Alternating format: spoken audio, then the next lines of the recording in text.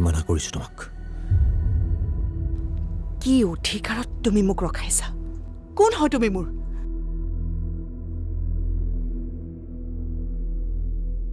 মই তোমাৰ হাজবেণ্ড।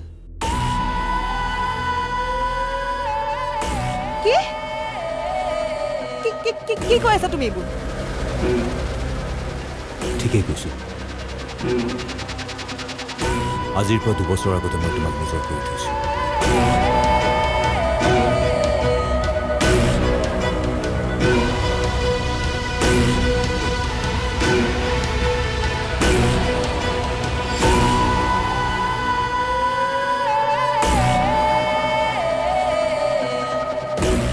চোৱা, যদি তোমাৰ বিশ্বাস হোৱা নাই,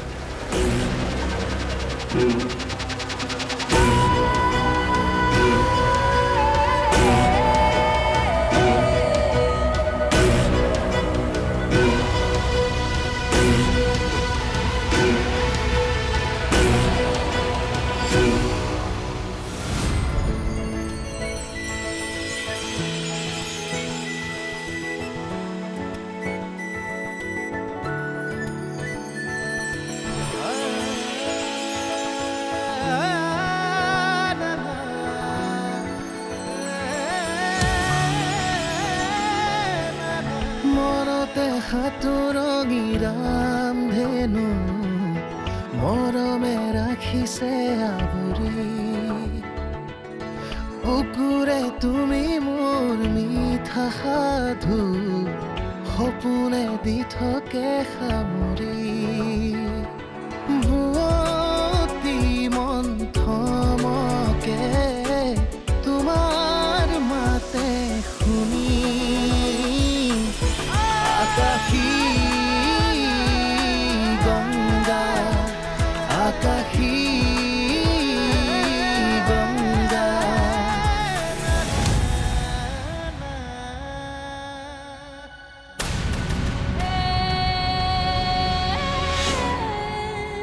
মনত পৰিছে?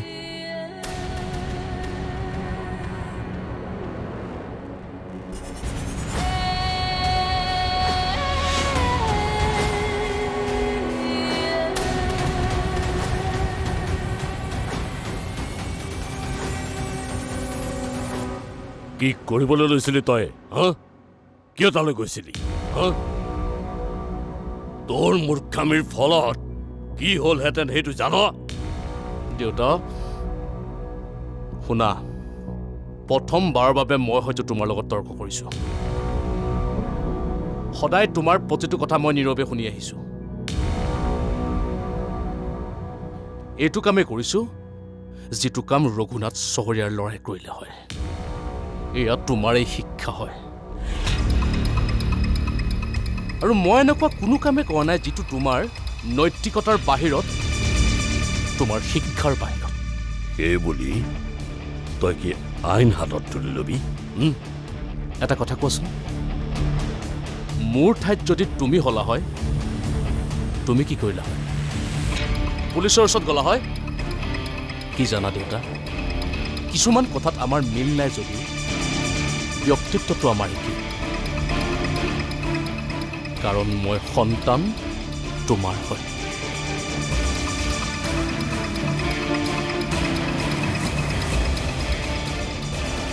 তোমাৰ দৰে মোৰ গাত সেই একেই গৰম তেজে আছে।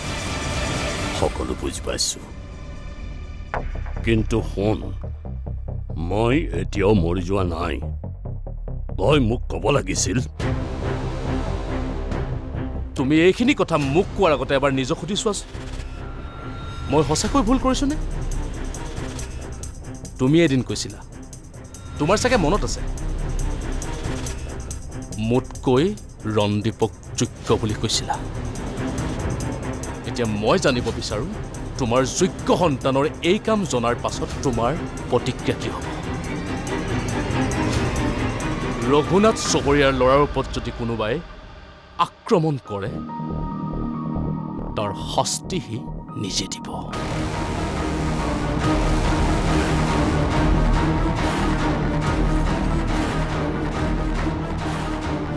এইবোৰ কি হৈ আছে? মই একো ধৰিব পৰা নাই। ৰচোন, মই নিজে একো ধৰিব পৰা নাই। কিন্তু ফটোখন যে 2 বছৰ আগৰ হয় এইবাৰ হোলীৰ আগৰ হোলী ড্ৰেছ ৰুমৰ মনত আছে কিয় তোৰ মনত নাই আমি যে খেলিব গৈছিলোঁ মনত পৰিছে কোনোবাই যে আহি মোক ৰং দি কৈছিল মই যে মুখখন দেখা নাপালোঁ সেইজনে এইজন সি ক'লে নহ'ব নহয় সি মোৰ বডিগাৰ্ডহে মোৰ কথা শুনিব লাগিব সি হাজবেণ্ড বুলি ক'লে হাজবেণ্ড হ'ব নোৱাৰে নহয় এনেকৈ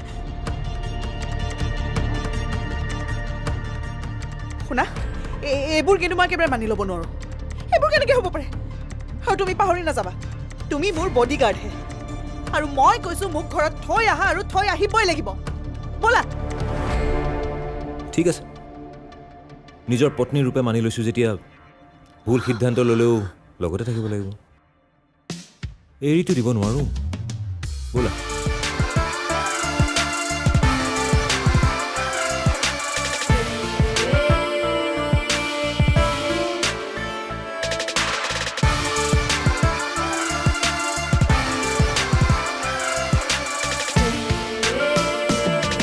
এতিয়া তোমাৰ হাতত দুটা অপশ্যন আছে প্ৰথমটো মই মোৰ অপৰাধীক নিজে শাস্তি দিম আৰু তাৰ শাস্তি কেৱল মৃত্যুদণ্ড হ'ব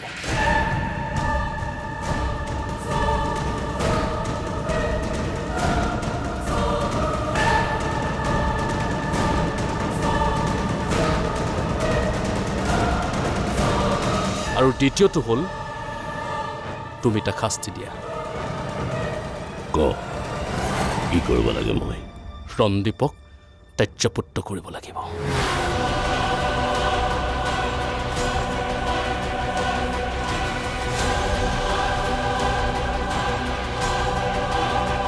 বাপেক এজনে নিজৰ পুতেকক ত্যায্যপুত্ৰ কৰাটো মৃত্যুদণ্ডতকৈ ডাঙৰ শাস্তি হ'ব তাৰ মূৰৰ ওপৰৰ পৰা তোমাৰ নামটো উঠাই দিয়া একেবাৰে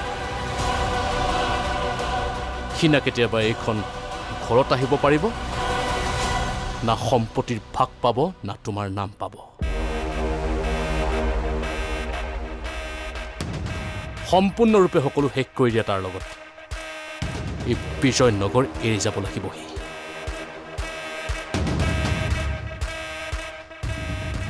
এতিয়া সিদ্ধান্ত তোমাৰ তুমি মোৰ কোনটো অপশ্যন মানি ল'বা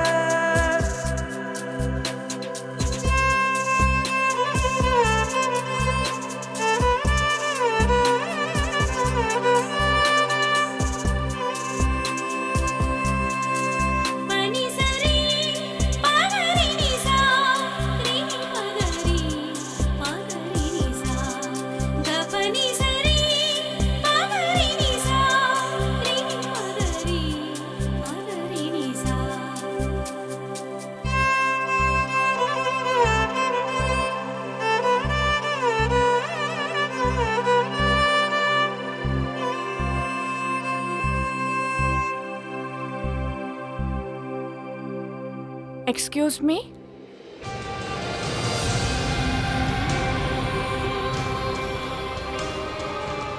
আপুনি মোক হেল্প এটা কৰিব নেকি কোৱাচোন মানে আজি মই প্ৰথম কামত আহিছোঁ মোৰ লেবৰেটৰীটো বিচাৰি পোৱা নাই অকণমান দেখাই দিব নেকি নিশ্চয় ব'লা মোৰ লগত আপুনি নগ'লেও হ'ব মোক দেখুৱাই দিয়ক মই নিজে যাব পাৰিম একো নাই মই তোমাক দেখাই থৈ আহিম আহা ব'লক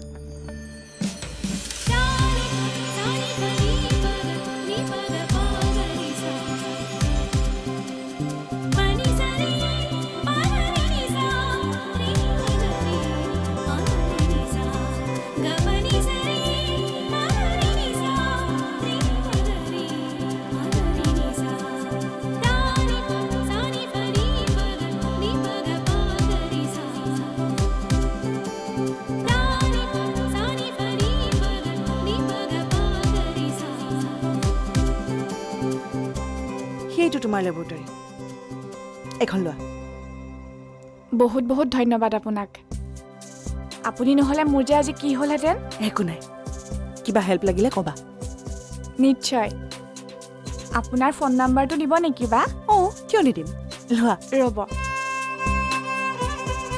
কওকচোন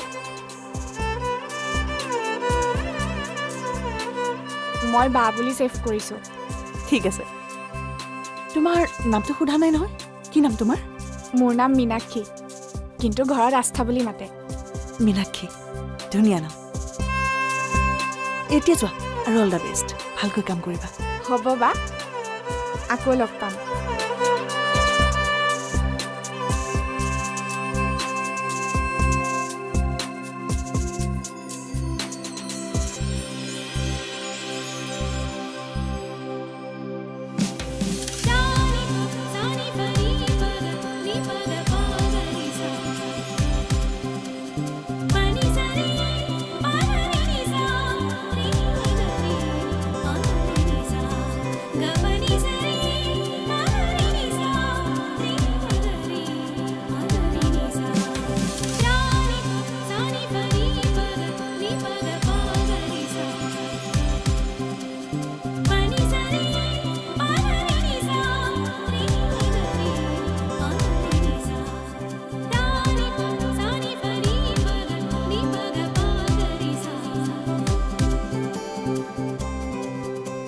জানা বা মই যে ফুচকা খাই বিৰাট ভাল পাওঁ ফুচকাৰ নাম শুনিলেই মোৰ জিভা পানী ওলাই যায় তোমাৰ কথাকেইটা একেবাৰে নিধি নিচিনা নিধি কোন বা তাই মোৰ ভণ্টি অ' তোমালোকৰ বয়স চাগে একেই হ'ব তোমাৰ কোনোবা বা ভণ্টি আছে নে নাই মোৰ কোনো নাই মানে দাদা এজনৰ বাহিৰে মোৰ আৰু কোনো নাই শুনা আৰু আজিৰ পৰা কোনো নাই বুলি কেতিয়াও নকবা মই আছো নহয় তোমাৰ বা